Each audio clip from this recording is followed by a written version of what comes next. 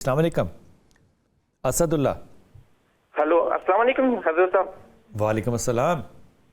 जी असदुल्ला बात कर रहा हूँ मैं लाड़काना से। जी असदुल्ला हुक्म। हजरत साहब काफ़ी मुश्किल से आपका नंबर मिला है, बड़ी करम नवाजी हुई आपसे बात हो रही है। हजरत साहब मेरे दो मसले थे आपसे डिस्कस करने, दोनों अपने बच्चों के लिए मालूम करना था। मेरे बड़े बेटे का नाम है मोहम्मद मुनीम।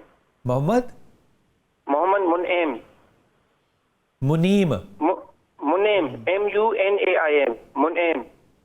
अच्छा, और दूसरा? दूसरा मेरी बेटी है हफ्सा बतूल। हफ्सा बतूल, ठीक। हफ्सा बतूल, ठीक ठीक ठीक है ना सर। हजरत साहब उसकी इस्तिखारा करवानी थी कि मेरा बड़ा बेटा जो है वो 9th क्लास में है, इसके लिए मुस्तकबिल के लिए मैं कौन सी फील्ड के लिए ये जाए। जैसे मैं चाह रहा हूँ कि ये बाहर जाए, और वैसे ही बेटी के लिए भी चाह रहा हूँ। बाहर कहाँ जाए?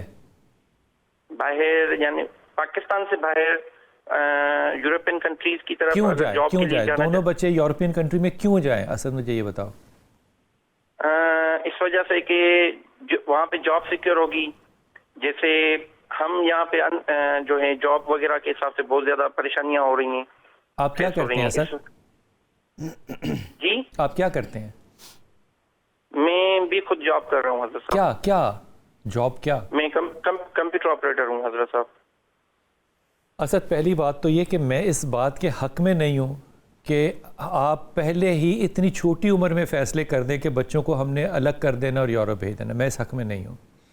बच्चों को तालीम के लिए भेजना हो ज़रूर भेजना चाहिए, लेकिन पाकिस्तान में तालीम की कोई कमी नहीं है, और पाकिस्तान में टॉप 10 यूनिवर्सिटीज़ जो हैं वो इंटरनेशनल रैंकिंग के पहली 500 यूनिवर्सिटीज़ में ज़रूर आती हैं। उनमें से बहुत सी यूनिवर्सिटीज़ आती हैं, जैसे कायद-ए-आज़म यूनिवर्सिटी है, जैसे नस्ट है, जैसे फास्ट है। ये बहुत आला यूनिवर्सिटीज़ हैं। मेरा ज़ाती ख्याल ये है कि इस मामले में इस्तिखारे से ज़्यादा इंपॉर्टेंट ये है कि आप बच्चों की ख्वाहिश का भी एहतराम करो और बच्चों को अच्छी तालीम के साथ साथ अच्छी तरबियत दो। इस तरह से नहीं कि उनके जहन में अभी डाल दो कि तुमने बाहर जाना है।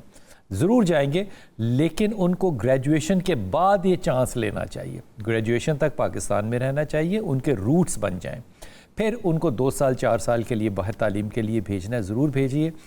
हफ्ज़ा के लिए मेडिकल की एजुकेशन बहुत अच्छी होगी, और बच्चा जो बेटा है जो आपका, इसके लिए IT और AI की एजुकेशन बहुत अच्छी होगी। पाकिस्तान में बहुत अच्छी एजुकेशन मौजूद है, इसलिए पहली बात तो ये कि इस बात को अपनी ऐनक से ना देखो कि मुझे जॉब इनसिक्योरिटी है तो बच्चों को भी होगी। हर किसी की कब्र जिस तरह अलग होती है, हर किसी का मुस्तकबिल भी जो है वो बिल्कुल अलग होता है। इसको कंफ्यूज नहीं करना आपने जब बच्चे इस काबिल हों कि वो कर सकें, तो बच्चों से और आपने आयत करीमा और ला हौला वला कुव्वता इल्ला बिल्लाह की तस्बीह पढ़ते रहना है, और अल्लाह ताला से आसानी की दुआ करनी है। अल्लाह आसानी क्यों नहीं करेगा इंशाअल्लाह ताला। ये मशवरा देना मुनासिब है ना कि पाकिस्तान को छोड़ के सिक्योरिटी हासिल करने। मुझे लगता है डॉक्टर साहब, पाकिस्तान से ज़्यादा सिक्योरिटी है ही कहीं नहीं। आप 2nd क्लास सिटीज़न है हर जगह दुनिया में, आप कहीं भी होंगे टॉप रैंक सिटीज़न है। बिल्कुल ऐसे क्यों छोड़ना चाहेंगे हम पाकिस्तान? असल में मैं ये समझता हूँ कि एक बहुत बड़ी तादाद ऐसी है जब मेरे सामने वो दुआ के लिए कहते हैं कि जी हमारे बच्चों के लिए दुआ कर दें, अल्लाह इनका पाकिस्तान से बाहर कोई मुस्तकबिल बना दे, तो मैं उनसे पूछता हूँ कि आपको बाहर के हालात का अंदाज़ा है? हाँ। वो जो बाहर रह रहे हैं, जिनका आप ज़ाहरी तौर पर यहाँ टिप टॉप देखते हैं और आप देखते हैं कि जी बड़े खुशहाल नज़र आ रहे हैं और बड़े जो है ना बावसाइल नज़र आ रहे हैं, आपको अंदाज़ा है कि इन पर वहाँ क्या बीत रही होती है? पहली बात। दूसरी बात ये कि आप या आपके ख़ानदान, आपके करीबी दोस्तों में से कोई ऐसा है जिसके साथ आप कुल वक्ती राब्ते में और वो वहाँ की सूरत हाल से आपको आगाह कर सके? यानी एक सुनी सुनाई बात के ऊपर हमने न जाने क्यों ज़रा सी मुश्किल आती जाए तो हम पहला हल ही उसका, यानी वो जो आखिरी हल हो सकता है उससे पहले हल के तौर पर हम लेना शुरू कर देते हैं। और अलमिया देखें कि अभी बच्चे जो हैं वो अपना आप भी दरियाफ्त नहीं कर पाए, अभी स्कूल लेवल पे हैं और ये फैसले किए जा रहे हैं कि जी उनको पाकिस्तान से बाहर हमने भेजना है। सब जितनी आज़ादी यहाँ पर है, मैं मिसाल दे रहा हूँ, यूरोप या कोई भी मुल्क ले लें, बच्चा कोई बाहर जो है वो 12 रबीउल अव्वल मना सकता नहीं वो दहशतगर्द हो जाएगा। ऐसे ही वो खुदा के वास्ते, मैं तमाम लोगों से ये कह रहा हूँ, इसलिए मैंने डॉक्टर साहब को इस बात में शामिल किया, तमाम से।